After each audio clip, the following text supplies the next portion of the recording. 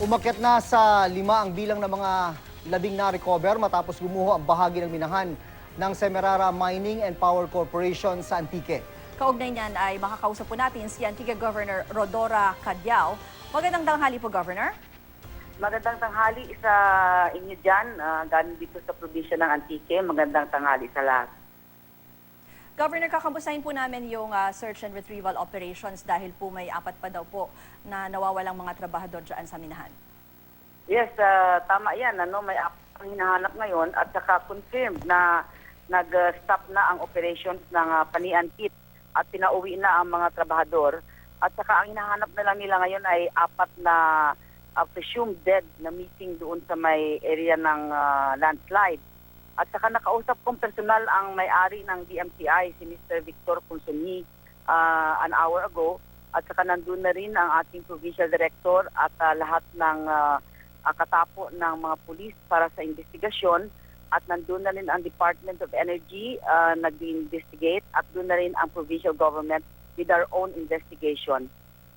Governor, para po sa mga hindi nakasunod ng balitang ito, ano po ba nangyari?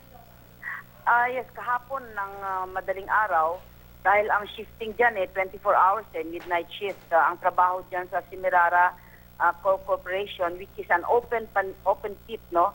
At 3:45 kahapon, nagkaroon ng landslide. Nabutasan yung isang area doon at bumuho ang mud and water sa mga trabahador na nagtatrabaho ng night shift. Na cover ng mud and oil and water ang mga trabahador na nung una 9-6 ang 3 na recover kaagad pero patay na.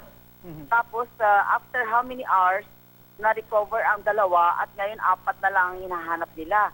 Tapos may balita ngayon na may 5 survivors.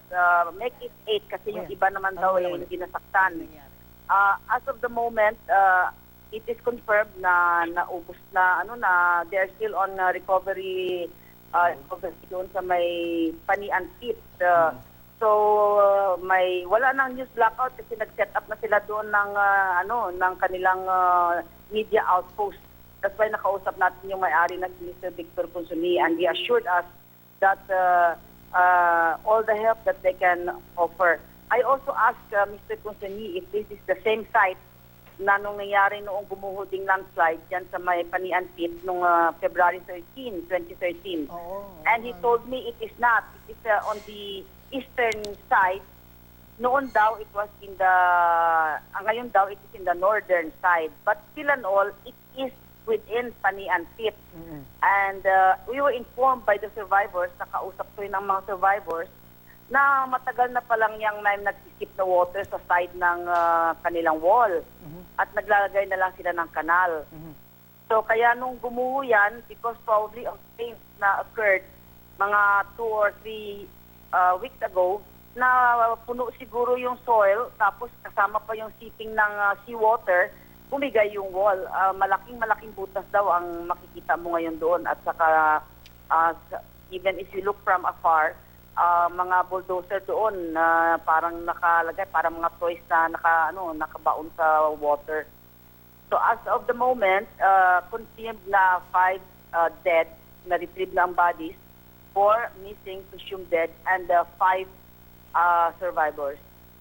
Governor, nabanggit niyo na po yung may nangyari na rin po na halos kaparehong insidente. Pero kung may nangyari ng trahedya na nga po dati, bakit naulit pa po ito? May nakita po ba kayong posibleng paglabag ng pamunuan ng DMCI? Nung nangyari yan, noong 2013, inibisigahan niya namin sa Sangguniang Panlalawigan, Vice Governor pa lang ako noon. At parehas din ang incident, mayroon din silang nakikitang seeping of seawater on the walls. Tapos nung nagkaroon ng landslide, sabi nila accident lang. So ang alam ko, binigyan nila yung mga namatayan, yung pamilya na namatayan ng 1 million each. Wala na nag-complain. So but it was with the assurance of the contractor na hindi na mangyayari ulit. Ito nangyari ulit. The second time on the same area, same incident.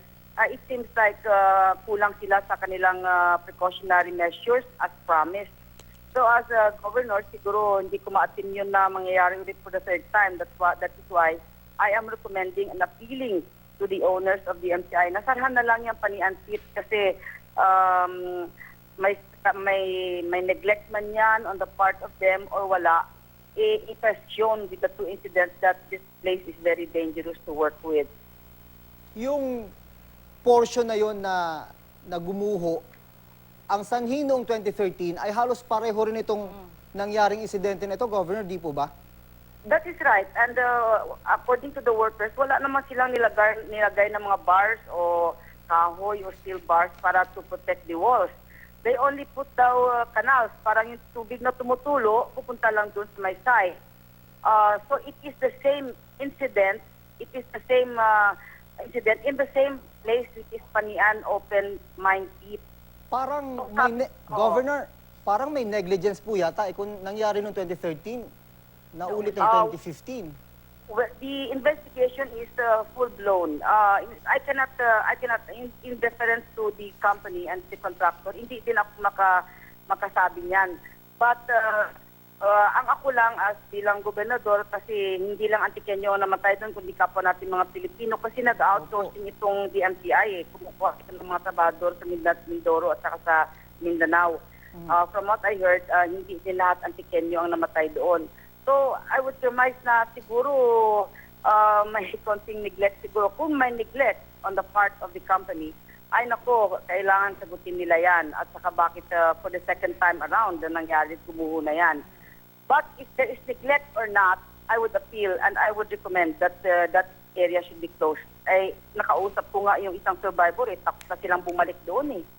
Ayaw na nilang bumalik doon, natatakot na sila kasi pangalawa na daw yan. And it has claimed 19 lives already. So, pababayaan ba natin antayin ulit na may pangatlong gumuho? Baka sisingin naman ako ng ating ng ating mga katauhan yan kung pabayaan ko yan.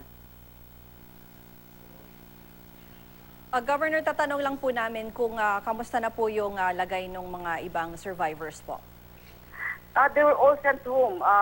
Pati yung mga actually na-stop yung work doon. They were all sent home and they were told na wag muna silang mag-release ng ano. They were okay. Medyo yung mga survivors medyo na-rattle sila, parang kinakabahan sila. So yung mga pamilya, syempre nandun na daw sa mga bahay-bahay yung ibang namatay. So we have instructed the provincial the provincial welfare and the social welfare na maski na hindi namatayan basta biktima at naging survivor, bigyan ng financial assistance ng province. Hindi mo sila makausap nanginginig sila at saka natatakot sila. According to them, there was a loud bang that they heard and a big hole was there, nakita nila, so nagtakbuhan na lang daw sila. Kaya lang yung namatay, mga operators yun ng heavy equipment, na-trap sila doon. In fact, yung isa that was recovered earlier, a report was his body was severed from the waistline. Governor, suspendido ang operasyon ng minahan ngayon. Pero Definitely nag-suspend na. pero dito po nanggagaling yung 70% ng panggatong ng mga coal plants na alam naman po natin ay ginagamit po sa pagpuproduce ng kuryente sa ating bansa. Paano na po ito? Ano na pong pwedeng gawing hakbang para maski paano ma-mitigate itong pwedeng epekto nito, Governor? Alternatibo, no? Yun nga ang balita po, magki-claim pa daw yung DMCI ng 1,000 hectares below sea level sa ilalim na ng dagat para doon sila mag-drill ng magmamine ng coal.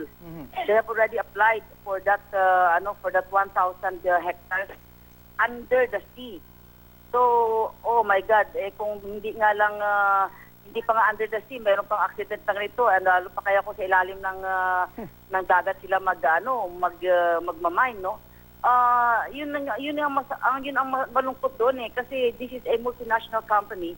Dapat meron silang mga engineering kit para ma-prevent itong mga accident na ito. Kasi it's not only sad, but it's something na nakakahiya at sa company na bakit napabayaan. Hindi mo maiwasan na talagang sasabihin ng mga tao that is neglect on their part. Okay, Antique Governor Rodora Cadiao, maraming salamat po sa inyong panahon, ma'am. Salamat.